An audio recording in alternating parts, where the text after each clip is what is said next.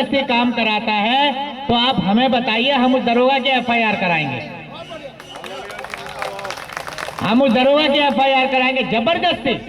और स्वयं अपनी मर्जी से कोई कर्मचारी काम करना चाहता है या डर के करता है तो ये बुजदिली है। और जो हम कहते हैं कि ये बड़ी शेर कौम है तो ये बुजदिल कौम है साथियों।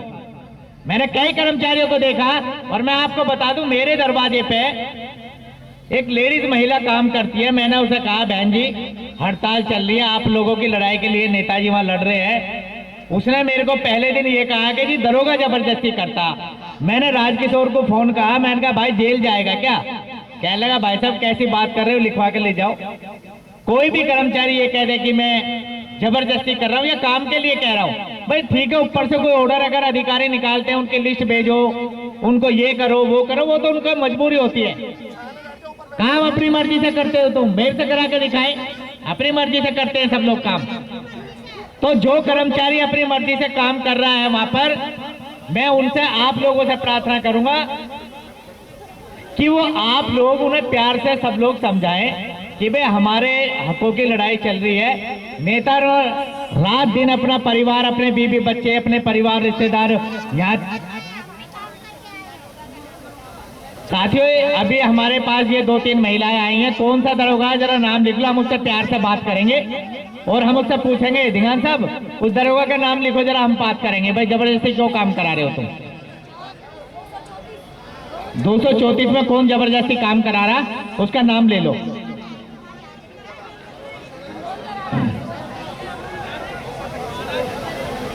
दूसरी, चलो अब ठहर जाओ, ये भी तो आए हैं और कर्मचारी तो नहीं आए इनके साथी। मैं आपको बताऊं, एक हमारे इंस्पेक्टर ने बताया कि वह जी टेम्पो भर के दूंगा और 502 कर्मचारी है उस वार्ड में। मैं उस इंस्पेक्टर एएसआई का नाम नहीं बताऊंगा। जो भी आदमी कहना और जहां की ये बात कर रहे हैं ना, मैं उसी वार्ड की बात कर रहा हूं जहां की ये बात कर रहे हैं। वहां पर हमारे 4 आदमी जाए, दरोगा इंस्पेक्टर टेम्पो के पैसे देंगे और 502 कर्मचारी हैं। अगर 502 कर्मचारी यहां मैदान में उतर के आ जाएं तो आपकी 1 घंटे में मांगे पूरी हो जाएंगी। एक वार्ड में 4-4, 5-500। अब मैं कहना नहीं चाहता, अभी हमारे भाइयों ने माताओं ने 10-10 रुपए देकर 7,000 रुपया इकट्ठा कर दिया। लेकिन ये 10 रुपए चंदे यूनियन के नहीं देते क्योंकि हम लोग लेने नहीं जाते इनके पास हाजिरियों पे। हमारा दरोगा लोहरी के घर पहुंच जाता है पैसे लेने। लोहरी घरों से निकलते नहीं, लोहरी घरों पर जाते हैं। मैंने तो ऐसे देखा कि 400 कर्मचारियों में से 200 लोहरी हैं। और ये अधिकारी, ये भ्रष्ट अधिकारी कहते हैं कि कफन में जेब नहीं होती, पर मुझे लगता है कि इन अधिकारियों के तो कफन में भी 4-4 जेब होंगी भाई। इतने भ्रष्ट अधिकारी हैं ये। इन भ्रष्ट अधिकारियों ने कभी भी जो इस तरह के दरोगा हैं उन पर कभी कार्रवाई नहीं करते क्योंकि ये खुद रिश्वतखोर है, ये खुद भ्रष्ट है। और अभी आपको बताऊं, 2 यूनियनें जो जीत के जो आप लोगों ने जिताई हैं, आपका उनका भी विरोध करना पड़ेगा। 2 यूनियनें जीतकर क्या उनके आंखें नहीं है? क्या उनको दिखाई नहीं देता?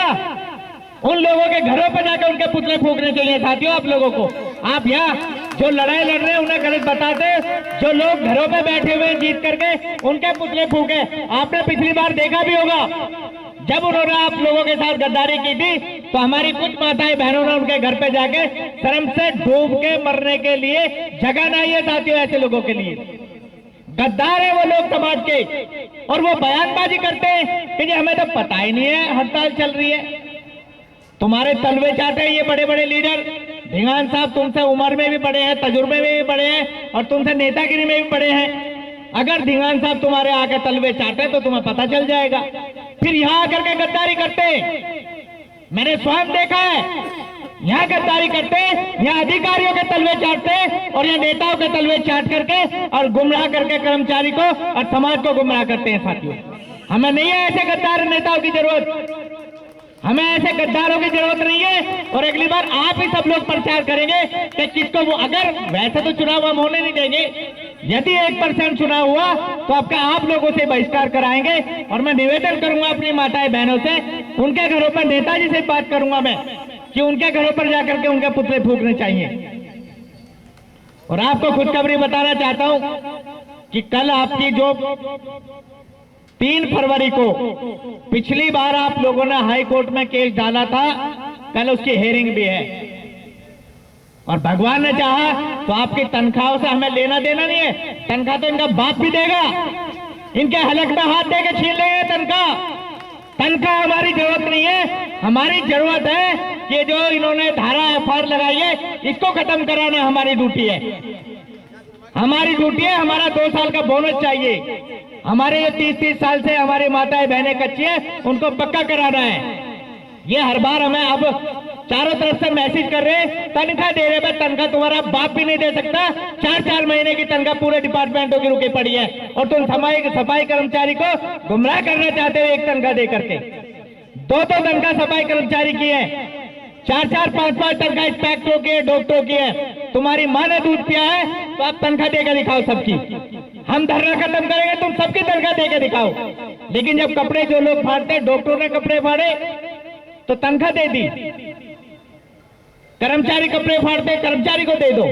बाकी भी तो इंसान हैं, उनके भी तो परिवार हैं सब लोगों के। तो साथियों, हमारी डिमांड केवल तनख्वाह की नहीं है। ढिंगाल साहब, आपसे निवेदन है, लड़ाई को मैं अभी हम दूसरा रूप करेंगे और मैं अपने इंस्पेक्टरों से सभी से बात करूंगा। एक मीटिंग बुला रहा हूं मैं बहुत जल्दी, शायद कल ही बुलाता हूं, और सभी से हम बात करेंगे और वो आपका भरपूर समर्थन देंगे। लेकिन वो बहुत डरपोक कड़ी है।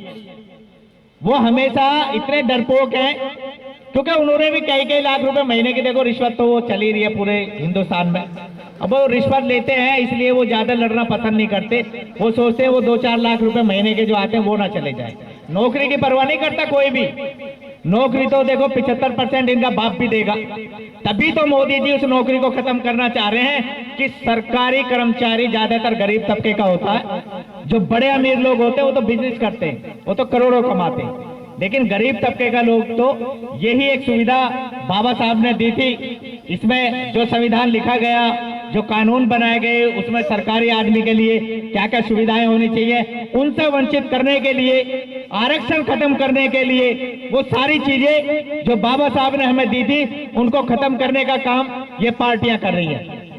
तो साथियों, मैं ज्यादा नहीं बोलता। जितने भी लोग यहाँ माताएं बहनें हमारी बैठी हैं, मैं सभी के हाथ जोड़ कर निवेदन करूंगा और सबका धन्यवाद करता हूं और सबसे निवेदन करता हूं कि जो जीते हुए गद्दार हैं, मैं अब उनको गद्दार कहूंगा। उनको समाज में खुद, अरे हमारे किसी के कोई घर के लड़के की या लड़की की शादी थोड़ा ही हो रही है आपके तलवे चाटेंगे या तुम्हें निवेदन करके लाएंगे।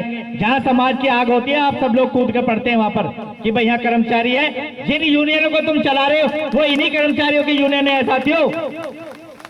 वो मेरे घर की यूनियन नहीं है, तो यूनियन बनाने वाले ये कर्मचारी हैं। इन्हीं के हम झूठे सच्चे नाम लिखकर रजिस्ट्रेशन कराते। जरा करा के दिखाए ना कोई यूनियन रजिस्टर्ड। जब यूनियन रजिस्टर्ड होती है आप ही के नाम झूठे लिख के कहते हैं जी मैंने भी यूनियन रजिस्टर करा लिया। क्योंकि मैंने भी 2 यूनियन रजिस्टर कराए तो मुझे भी तब पता चला। और आओ बताओ तुम्हारे को जो इस तरह के गद्दार हैं, नीरज बागड़ी बैठे हुए कहे जी 2 लाख रुपए ना रजिस्ट्रार ऑफिस में जमा होते हैं। किस बात के? उनके बाप ने कमा के दिए हैं भाई, किस बात के? मेरे से नीरज का फोन आया कि जी वो 2,000 रुपए 2 लाख रुपए रजिस्ट्रार ऑफिस में चंदा जमा होता है। भाई चंदा हमारे पास जमा होगा रजिस्ट्रार ऑफिस में। कितना बेवकूफ बनाते हैं ये पढ़े लिखे लोगों को भी। तो इस तरह का भ्रष्टाचार जब ये अपनों की खाल उतारते हैं तो ये दूसरों को क्या बख्शेंगे। तो मैं सभी साथियों से निवेदन करूंगा और ढिंगान साहब से भी और कपिल साहब से भी, इनका हाथ उठाकर बहिष्कार करेंगे, दोनों हाथ उठाकर। जो जीती हुई यूनियन है। और आप इलाकों में जाते हो, आप तो सड़कों के लोग हैं, हम तो सड़क पर घूमने वाले।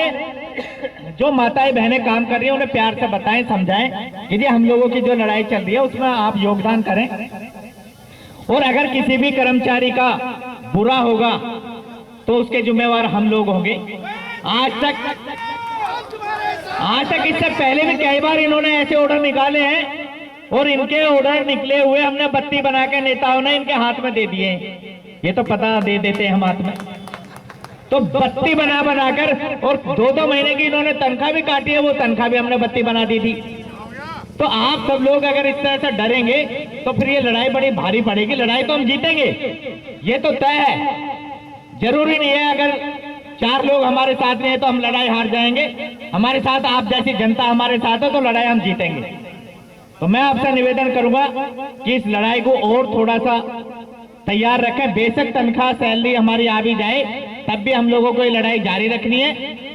और मैं इंस्पेक्टरों से कल मीटिंग लेकर के आप लोगों का पूरा समर्थन कराऊंगा। और ये मैं वायदा करता हूं, मैं चैलेंज के साथ कहता हूं कि कोई भी इंस्पेक्टर आपको डरा और जबरदस्ती नहीं कर सकता। ये मेरा वायदा आप लोगों से। और मैं आज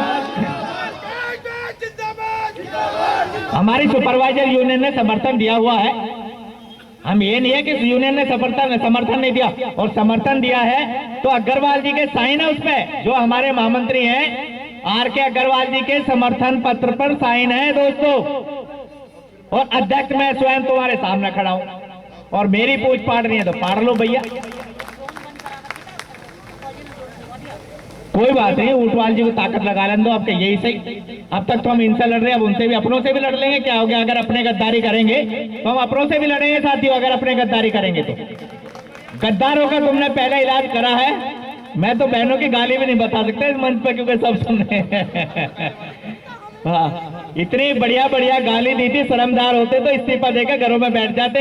और एक हमारे चेयरमैन साहब है, मैं कहना नहीं चाहता, उन्होंने भी बड़ी वो दिखाई थी, अब की बार अंतिम बार। बे वो अंतिम बार कहाँ चलेगी तुम्हारी? कर्मचारी तो वहीं का वहीं खड़ा रह गया। तू तो, तेरी तो वाकई में अंतिम बार हो गई, तेरी तो वाकई में इसलिए अंतिम बार हो गई कि तुझे सीट मिल गई तो तूने तो छोड़ दिया, लेकिन कर्मचारी की तो अंतिम बार नहीं हुई। अरे राज को क्या नाम है उसका, मैं तो संजय गहलोत। भाई संजय गहलोत को सभी जानते हैं, बताने की जरूरत भी नहीं है। नाम ले दूंगा, नाम लेके मेरा क्या पूछ उखाड़ेगा भाई, मेरा क्या बिगाड़ेगा। तो संजय गहलोत अब आम आदमी में खुद चेयरमैन बन गया, अब लड़के को टिकट दिला रहा, कल लड़के को दिलाएगा। तो भाई ये कर्मचारियों का भी कहना, धिंगान साहब आपके लिए गलत नहीं है, इनकी भी बहुत तेज नजर है। ये भी सोच रहे हैं कि ज्यादा चिल्ला रहे तो कहीं ऐसा न तो ना इनकी आवाज केजरीवाल तक पहुंच जाए और टिकट ले आए। तो इसलिए ध्यान रखना। आप सभी लोगों का बहुत बहुत धन्यवाद। हमारी माताएं बहनें, भाई एक बात है डीसी साहब, थोड़ा पानी का, हम तो बिरयानी खिलवाते थे, चलो मैं खिलवाता हूँ बिरयानी आपके किस दिन, 2-4 दिन में। नहीं बिरयानी बनवाते हैं बहुत जल्दी, कल परसों में यहीं पर बिरयानी खाएंगे और हड्डियां इनके अंदर फेंकेंगे। भाई गंदगी का हमने तो हड़ताल कर रखे, सपा क्या इनका बाप करेगा हड्डियां, तो हड्डियां भी यही खाएंगे। अब मैं करता हूं कल वाला इंतजाम, कल का बिरयानी यहीं बना के खिलाते हैं। धन्यवाद साथियों, जय हिंद, जय भारत।